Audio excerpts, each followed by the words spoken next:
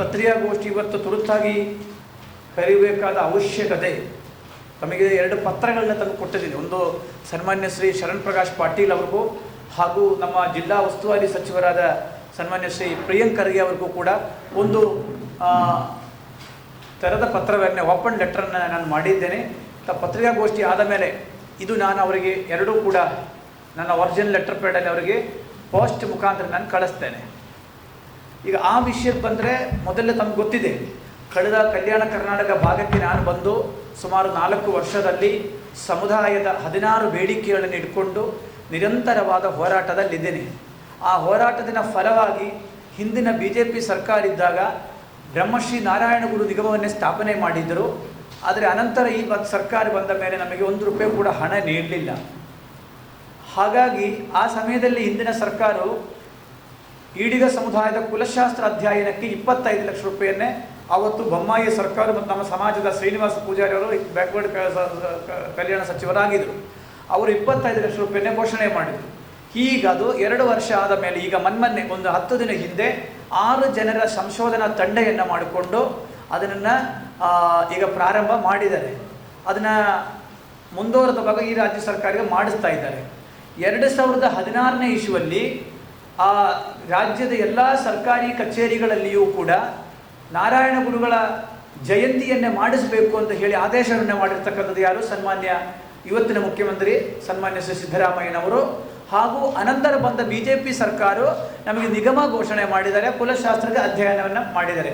ಆ 2 ಸರ್ಕಾರಕ್ಕೂ ನಾನು ಅಭಿನಂದನೆಯನ್ನು ಸಲ್ಲಿಸ್ತಾ ಇದ್ದೇನೆ, ಅದು ಎರಡನೇ ಪ್ರಶ್ನೆ ಏನಿಲ್ಲ. ಆದರೆ ಕಲ್ಯಾಣ ಕರ್ನಾಟಕಕ್ಕೆ ಸಮಾಜದ ದೃಷ್ಟಿಯಲ್ಲಿ ನಾನು ಬಂದ ಮೇಲೆ ಹೋರಾಟಗಳನ್ನು ಮಾಡುವಾಗ ಆಗ ಪಾದಯಾತ್ರೆ ಮಾಡಿದರು, DC ಆಫೀಸಿನ ಮುಂದೆ ಉಪವಾಸ ಸತ್ಯಾಗ್ರಹ ಮಾಡಿದರು. 11 ಜನ MLA MP ಗಳ ಮನೆ ಮುಂದೆ ನಾನು ಏಕಕಾಲ ಇನ್ಕ್ಲೂಡೆಡ್ ಸುಭಾಷ್ ಗುತ್ತೇದಾರ್ ಮಾಲಿಕೆ ಗುತ್ತರ ಮನೆ ಮುಂದೆ ನಾನು ಹೋಗಿ ಕೂತಿದ್ದರು. ನಾವು ಹಿಂದೆ ನೋಡಲಿಲ್ಲ, ಯಾಕಂದರೆ ಸಮಾಜಕ್ಕೆ ಅನುಕೂಲ ಆಗಬೇಕು ಅಂತ ಹೋದ. ಆದರೆ ಆ ಹೋರಾಟಗಳಲ್ಲಿ ಎಲ್ಲ ಬೆಂಬಲ ಕೊಟ್ಟಿರ್ತಕ್ಕಂಥ ಸನ್ಮಾನ್ಯ ಶ್ರೀ ಶರಣ್ ಪ್ರಕಾಶ್ ಪಾಟೀಲ್ ಅವರು ಹಾಗೂ ಸನ್ಮಾನ್ಯ ಶ್ರೀ ಪ್ರಿಯಾಂಕ್ ಖರ್ಗೆ ಇವತ್ತವರು ಕ್ಯಾಬಿನೆಟ್ ಸಚಿವರಾಗಿದ್ದಾರೆ. 2 ವರ್ಷ ಕಾಲ ಆಗಿದೆ. ಆಗಿ ಇವತ್ತುವರೆಗೂ ಕೂಡ ನಮ್ಮೊಂದು ಕಲ್ಯಾಣ ಕರ್ನಾಟಕದಿಂದ ಒಂದು ನಿಯೋಗ ತೆಗೆದುಕೊಂಡು ಹೋಗೋದಾಗಲಿ ಮತ್ತೊಂದು ಅವರು ಮಾಡಲಿಲ್ಲ. ನಮಗೆ ನಾನು 10 ಸಲ ಭೇಟಿ ಆಗಿದ್ದೇನೆ. ಯಾರನ್ನ ಪ್ರಿಯಾಂಕ್ ಖರ್ಗೆ ಅವ್ರನ್ನ 10 ಸಲ ಭೇಟಿ ಮಾಡುವಾಗ ಅವಳ ಗೌರವ ತಿಳಿತಾರೆ, ಪಾಪ ಅದೇನಿಲ್ಲ. ಆದರೆ ಸಮಾಜಕ್ಕೊಂದು ಅನುಕೂಲ ಆಗಬೇಕಲ್ವಾ? ಆದ್ದರಿಂದ ನಮ್ಮ ಸಮಾಜ ಇದರಲ್ಲಿ ಭಾಳ ದೊಡ್ಡ ಒಂದು ನೋವಲ್ಲಿ ಸಮಾಜ ಇದೆ. ಅದಕ್ಕೆ ನಿಮ್ಮ ಮುಖಾಂತರ ನಾನು ಅವ್ರ ಮನವಿ ಮಾಡ್ತಕ್ಕಂಥ, ತಾವು ಇಡೀ ರಾಜ್ಯದ ನೋಡ್ತೀರಿ, ಜಗತ್ತಲ್ಲಿ ತಿರುಗಾಡ್ತೀರಿ, ಎಲ್ಲವನ್ನೇ ಮಾಡ್ತೀರಿ.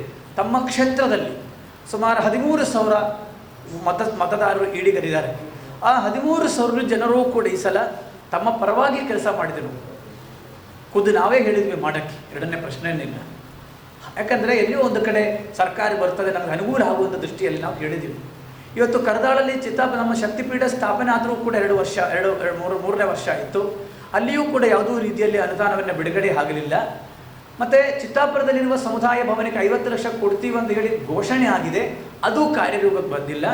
ಹಾಗಾಗಿ ನಾನು ಸಚಿವರಲ್ಲಿ ನಾನು ಬೇರೆ ರೀತಿಯಲ್ಲಿ ಹೇಳ್ತಾ ಇಲ್ಲ, ಮನವಿ ಮಾಡ್ತೇನೆ. ತಮ್ಮಲ್ಲಿ ಅಧಿಕಾರ ಇದೆ, ಮುಖ್ಯಮಂತ್ರಿ ಹತ್ರ ತಾವು ಆಪ್ತರಿದ್ದೀರಿ, AICC ಅಧ್ಯಕ್ಷರ ಮಗ ಇದ್ದೀರಿ, ಆದ್ದರಿಂದ 2 ಸಲ ಮಂತ್ರಿ ಆಗಿದ್ದೀರಿ. ನಮ್ಮ ಸಮಾಜದ ಒಂದಷ್ಟು ಕಳಕಳಿ ತಮ್ಮಲ್ಲಿ ಇರಲಿ, ಸಮಾಜದ ಋಣ, ತಮ್ಮ ಸಮಾಜದ ಮೇಲೆ ಒಂದಷ್ಟು ಋಣ ತಮಗಿದೆ, ಅದನ್ನು ತೀರಿಸಬೇಕು ಅಂತ ಹೇಳಿ ನಾನು ನಿಮ್ಮ ಮುಖಾಂತರ ಅವರಿಗೆ ಮನವಿ ಮಾಡ್ತಾ ಇದ್ದೇನೆ. ಈ ವಿಷಯದಲ್ಲಿ ಗೊತ್ತಿರುವ ಹಾಗೆ ನಮ್ಮ ಹೆಚ್ಚಿನದು ಕಲ್ಯಾಣ ಕರ್ನಾಟಕ ಭಾಗದಲ್ಲಿ ನಾವು ಸೇಂದಿ ಇಳಿಸಿ ಮಾರಾಟ ಮಾಡಿ ಬದುಕ್ತಾ ಇದ್ರು. ಈಗ 2004ನೇ ಇಸ್ವಿಯಲ್ಲಿ ಬಂದಾಗಿದೆ. ಇಷ್ಟು ವರ್ಷ ಆದರೂ ಕೂಡ ಪರ್ಯಾಯ ವ್ಯವಸ್ಥೆಯನ್ನು ಕೊಡಲಿಲ್ಲ. ಸೇಂದಿ ಗಿಡಗಳಿಲ್ಲ ಈಗ, ಅದಕ್ಕಾಗಿ ರಾ ಮೆಟೀರಿಯಲ್ ಇಲ್ಲದ್ರಿಂದ ಸೇಂದಿ ತೆಗೋಕ್ಕಾಗಲ್ಲ, ಬೇಡ. ಆದರೂ ಸರ್ಕಾರದ ಒಂದು ನಾವೇನು ಹೇಳಿದ್ವಿ, ಯಾರು ಮೂರ್ತಿದಾರಗಳಾಗಿದ್ದರು, ಯಾರು ಮೇಸ್ತ್ರಿಗಳ ವೆಂಡರ್ಗಳಿಗೂ ಬೇಡ, ಮೇಸ್ತ್ರಿಗಳಿಗೂ ಮೂರ್ತಿದಾರಗಳಿಗೂ ನೀವು 2 ಎಕರೆ ಜಮೀನನ್ನೇ ಮಂಜೂರು ಮಾಡಿ ಅಂತಕ್ಕಂಥ ಮಾತು ನಾವು ಸರ್ಕಾರ ಮುಂದೆ ಬೇಡಿಕೆಯನ್ನು ಇಟ್ಟಿದ್ದೀನಿ. ಮೊದಲನೇ. 2ನೇ ಬೇಡಿಕೆಯನ್ನು ಸಮಾನತೆಯ ಹರಿಕಾರರಾಗಿರುವ ನಾರಾಯಣ ಗುರುಗಳ ಪುತ್ಥಳಿಯನ್ನೇ ನಮ್ಮ ರಾಜ್ಯದ ರಾಜಧಾನಿಯಲ್ಲಿ ಮಾಡಬೇಕು ಅಂತ ಹೇಳಿಬಿಟ್ಟು ನಾವು ನಿರಂತರವಾಗಿ ಹೋರಾಟವನ್ನು ಮಾಡಿಕೊಂಡು ಬರುತ್ತಾ ಇದ್ದೀನಿ. ಅನಂತರ ಕುಲಶಾಸ್ತ್ರ ಅಧ್ಯಯನ, ಹಾಗೆ ಮಂಗಳೂರಲ್ಲಿ ಕೋಟಿ ಚೆನ್ನಯ್ಯ ದೇವಸ್ಥಾನಕ್ಕೆ ಒಂದಷ್ಟು ಹಣವನ್ನೇ ಘೋಷಣೆ ಮಾಡುವುದು, ಮತ್ತು ರಾಜ್ಯದ ಎಲ್ಲ ವಿಶ್ವವಿದ್ಯಾಲಯಗಳಲ್ಲಿ ನಾರಾಯಣ ಗುರುಗಳ ಅಧ್ಯಯನ ಪೀಠವನ್ನು ಮಾಡಬೇಕು ಅಂತಕ್ಕಂಥದ್ದು. ಆಶ್ರಯ ಯೋಜನೆಯಲ್ಲಿ ಒಂದು 25,000 ಮನೆಯಾದರೂ ಕೂಡ ಈ ಸಮಾಜಕ್ಕೆ ನೀಡಿ ಅಂತಕ್ಕಂಥದ್ದು. ಮತ್ತು ಹಿಂದಿನಿಂದ ಬಂದಿರತಕ್ಕಂಥ 100 ಎಕರೆಗಳ ಭೂಮಿಗಳು ಸೇಂದಿ ವನ ಇತ್ತು. ಅದೆಲ್ಲ ಬದಲಾವಣೆ ಮಾಡಿಕೊಂಡು ಈಗ ಏನು ಮಾಡಿದ್ದಾರೆ ಅಂದರೆ ಎಲ್ಲವನ್ನೇ ಕೂಡ ರೆವೆನ್ಯೂ ಭೂಮಿ, ಗೋಮಾಳ, ಹುಲ್ಲುಗಾವಲಿಂದ ಹಾಕಿಬಿಟ್ಟಿದ್ದಾರೆ.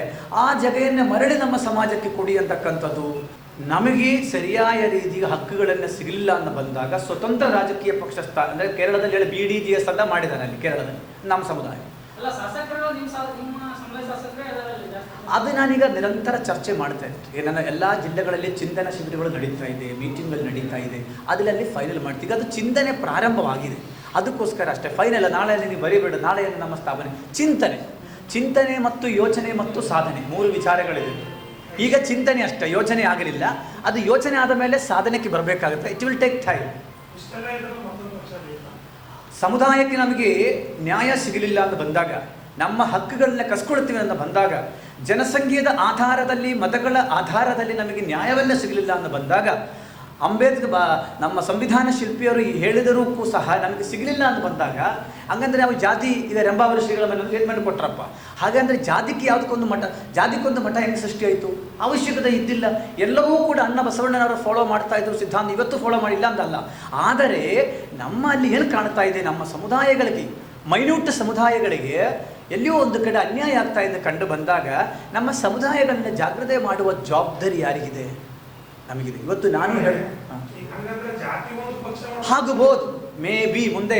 ಈಗ ಅದು ಹೊರಗಡೆ ಇಲ್ಲಾದರೂ ಕೂಡ, ಆ ಪ್ಲಾಟ್ಫಾರ್ಮ್ ಇಲ್ಲಾದರೂ ಕೂಡ, ಇದು ಗೋಯಿಂಗ್ ಆನ್ ಪ್ರೆಸೆಂಟ್ಲಿ ಸಿಚುವೇಶನ್ ಅದೇ ಅಲ್ವಾ?